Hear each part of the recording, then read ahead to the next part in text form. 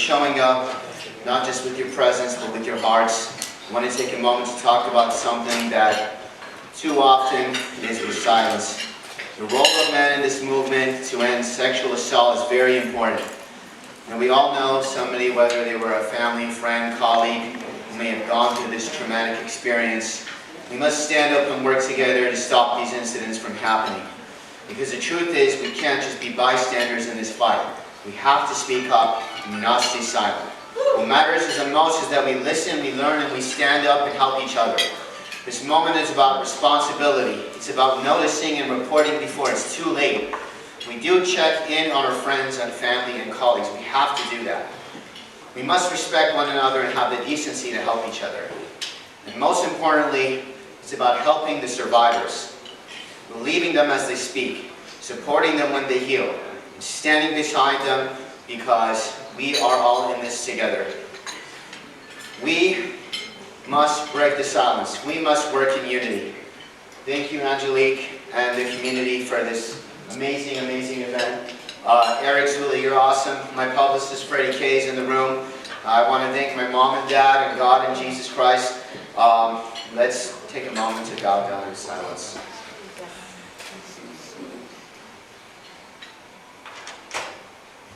Thank you so much, everybody. Thank you.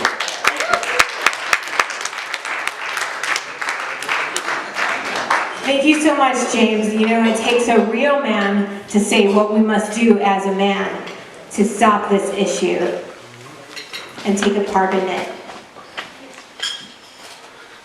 Okay, now for our final speaker, let us welcome back to the stage our Empowered to Overcome Halo Award winner, Dr. Angela Kahn. Let's hear it for her.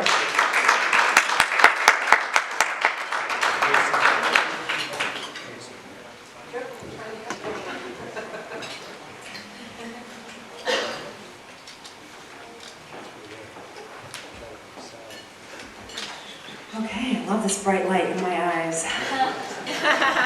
Well, first I want to say thank you for still being here. I am the final speaker and you are still sitting here, so thank you.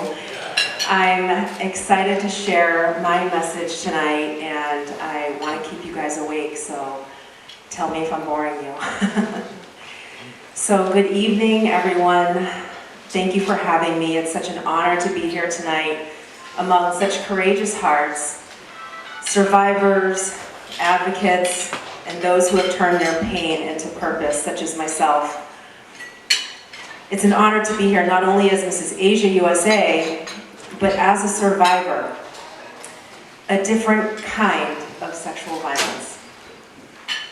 I want to speak about a kind of sexual violence that doesn't always begin with fear or force, but with what appears to be loving kindness. It's called grooming.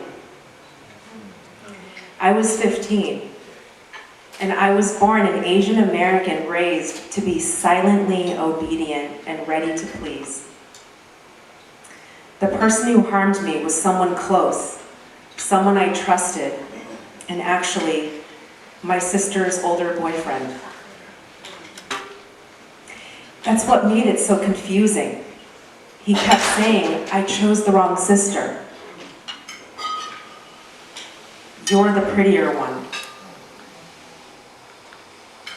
It's the attention and the compliments and the presence that was making me feel different, special, especially at a time when I was going through the insecurities as a teenager.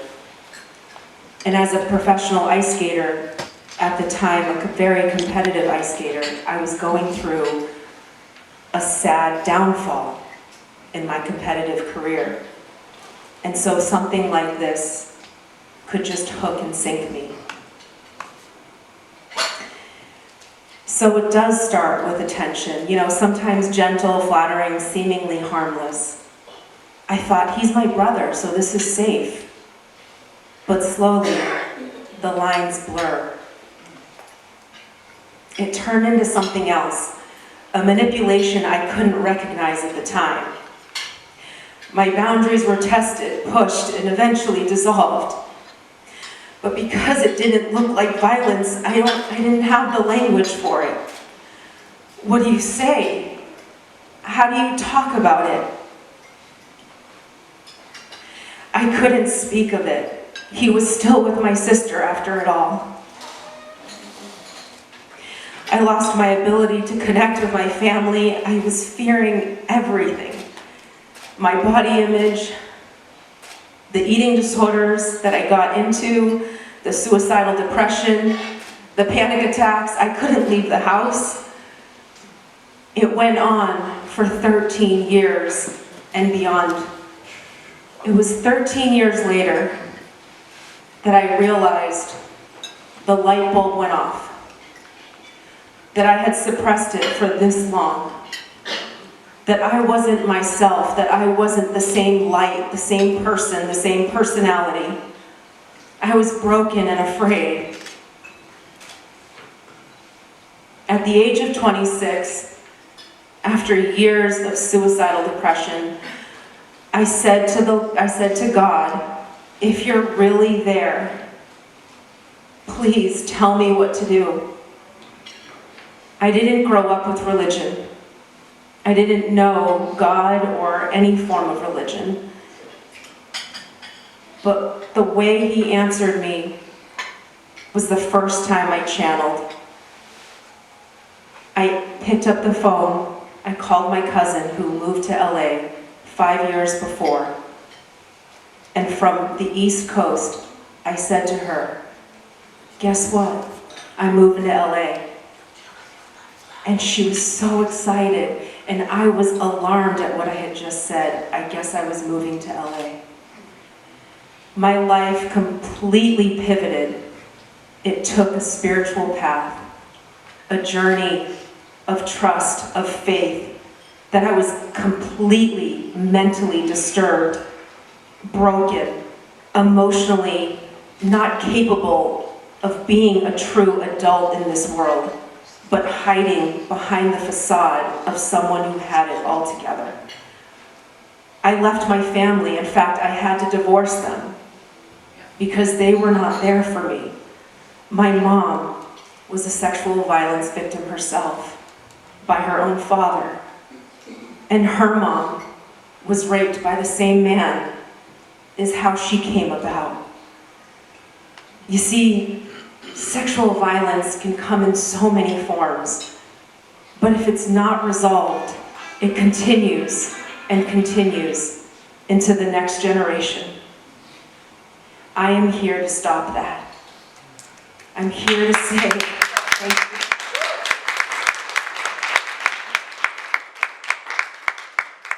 It makes me really emotional to think about the fact that mental illness is still out there in so many lives and hurting so many people.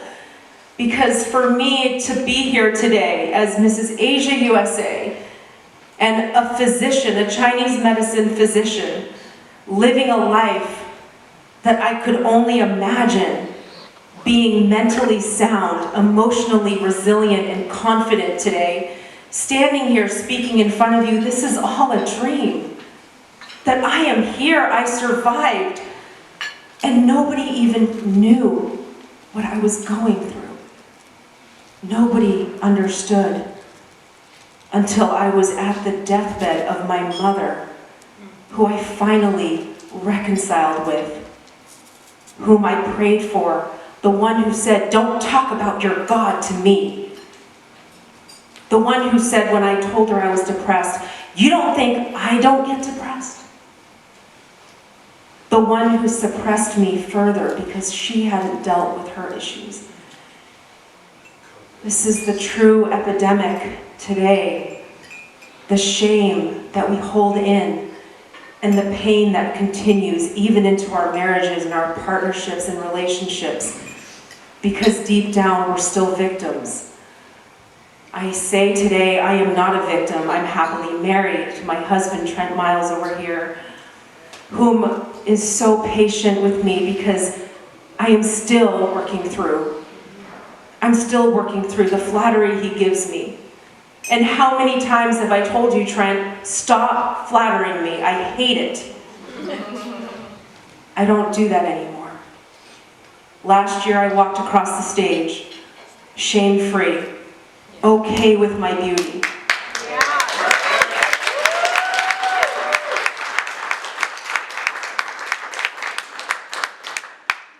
So that was my story.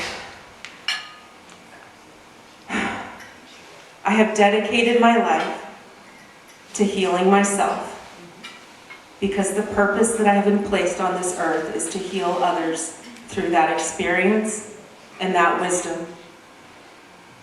Today I perform miracles. I am a vessel for God, even with the words that I speak, the hands that I use to touch, the patience that I work on, and the power of prayer, the power of energy healing. As a trauma specialist today, I know without a doubt that trauma can be cleared instantly. Emotions, negative traumatic experiences. I don't know how many of you in this room know this because it seems so far-fetched. How can that be possible?